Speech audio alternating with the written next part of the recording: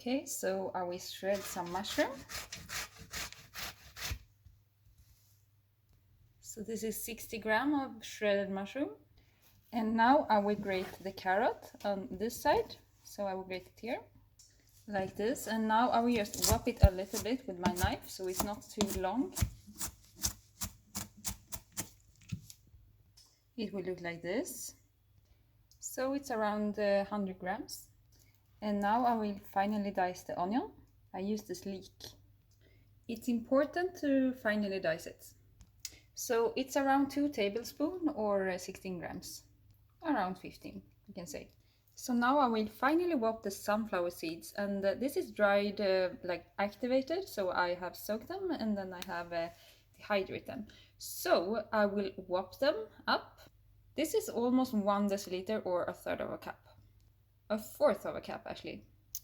There is no reason to use two small plates from the beginning. Therefore you have to dish 2 plates instead of 1. So yeah, don't take 2 small plates, like I did today.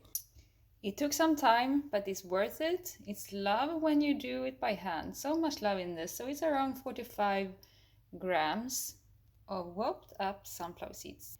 Feel free to use walnuts instead if you want. Finally, dice up a tomato. And yes, you want it to look like this, so it's very juicy on the cutting board, and all the juice and everything you want to get in this one. So 1 tomato, around 70 grams. So now we spice it up. So use around a teaspoon of maple syrup, half a tablespoon of sauerkraut. It was actually more, maybe, yeah, 3/4 of a tablespoon of sauerkraut. And now I want you to use taco spice, and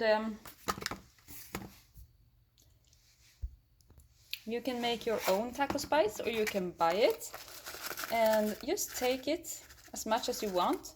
Start with 2 teaspoon. Start with 2 teaspoons and something like that, and taste it. And I want you to use soy sauce. Nama shoyu is the best, or if you have tamari, and you can like take as much as you want, because yeah, some people want it more salty and some people want it less salty. Just remember that the sauerkraut is also salty, so just start with a little bit and then add more to taste. Feel free to add a little splash of flaxseed oil or olive oil here if you want that like fried feeling. 1/4 of a teaspoon can actually do a lot, so it doesn't have to be much oil you use, just a little bit.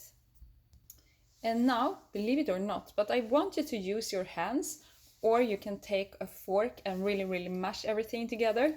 But I highly recommend you to really massage everything really well and press it really hard. So if you do it with a fork, it will look like this. But as I said, I highly recommend you to actually use your hands if they are clean.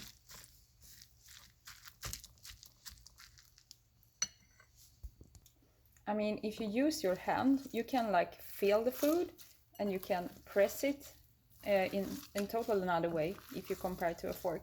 But yeah, do what you want. It's okay.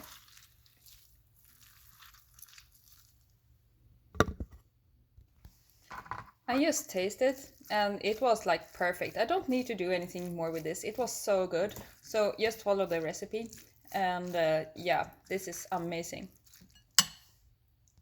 Take a plate and load up with as much green mix you want, and I highly recommend you to mix in cilantro and blend that in with the greens. That is fantastic. Add the tacomeat and add whatever you want. I have bell pepper here, I have tomatoes, and I spread out some red cabbage as well because it's so beautiful. Optional to sprinkle some corn. Now take some tahini and mash it with the juice and a little bit of the zest from the lime. So I squeeze in the lime. Add a little bit of salt or a little bit of soy sauce if you like that, and just mash it. And the sauce should be kind of creamy, but a little bit more to the liquid side. And yeah, lots of lime, so it's kind of sour. I think it's really good to this. So just use as much as you feel you have the right texture, and if it's too sour for you, just add some water if your tahini is very thick. And drizzle the tahini sauce a little bit everywhere. Finish with a little bit of avocado. And now the optimal taco plate is done.